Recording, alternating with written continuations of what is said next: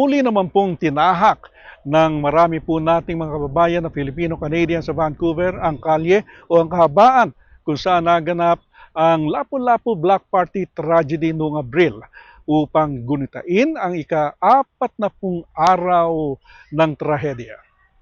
Nagbabalik po si Rowena Papasin. Muling nagtipon-tipon ang mga miyembro ng komunidad sa St. Andrew's Church sa Vancouver 40 araw mula nang maganap ang trahedya sa Lapu-Lapu Festival. Mahalaga ang 40th day para sa mga Pilipino sa paniniwalang aakyat na sa langit ang kaluluwa ng mga yumao sa pagsapit nito. Kabilang sa mga dumalo sa misa ang pamilya ni Christian Watkins, isa sa mga malubhang na sugatan ng araruhin ng SUV ng suspect na si Kaiji Adamlo ang kahabaan ng East 43rd Street. I'm still recovering from fractured right knee, fractured left pelvis, fractured ribs. One of the ribs actually punctured through the back of my body, so I still have wounds healing. I have a fractured neck and a huge laceration to the side of my head due to blunt force trauma. I also have a laceration to my kidney and my spleen. Kasama rin ni Christian noong araw na yon ang 11 anyos na anak niyang si Knox. Ayon kay Christian, nagpapasalamat siya at wala namang naging trauma si Knox kahit witness siya sa kahindik-hindik na trahedya. I don't remember anything scary, but I do remember like some things.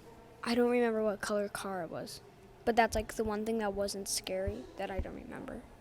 Kwento ng ina ni Christian na si Ninya Umaging, pauwi na ang mag-ina nang rumagasa ang sasakyan ng suspect. And next thing you know, merong tumama sa likod niya na bumagsak siya.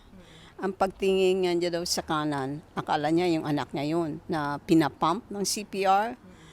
She thought na namatay yung anak niya.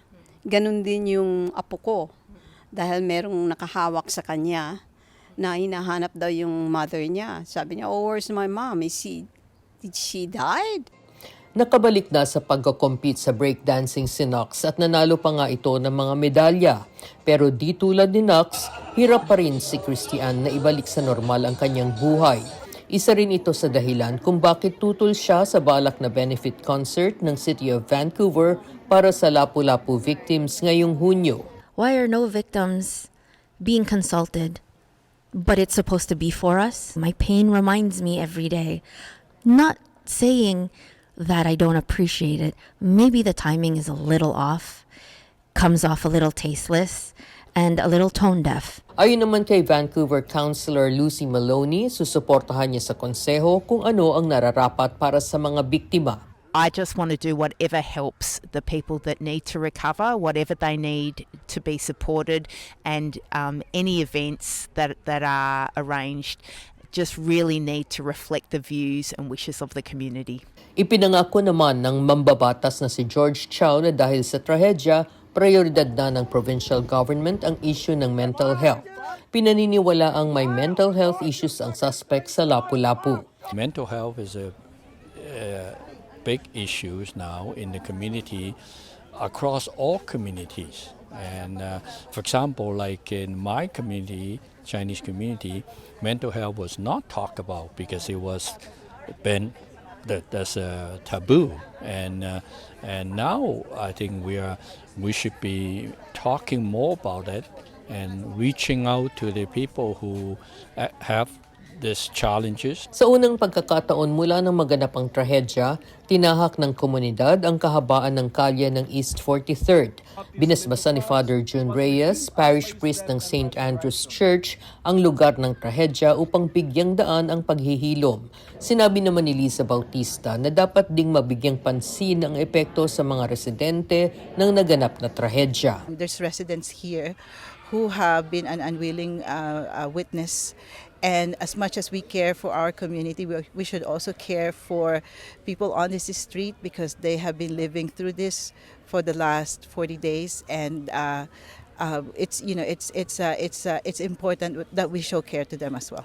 Bagamat matindi ang naging dagok na ito sa komunidad, naniniwala ang mga Pilipinong community leader na may mas mahalagang aral itong iniwan. The lesson that we've learned, like in times of calamity and tragedy, we are always helping each other, regardless of religion, culture, political disposition. when someone is in need, it's everyone is hands down and helping each other. Sa pag-akyat ng kaluluwa ng mga yumao, mananatili pa ring nakasindi ang 11 kandilang ito para sa 11 biktima ng trahedya. Mula sa Vancouver, ako si Rowena Papasin, ang inyong patrol abroad.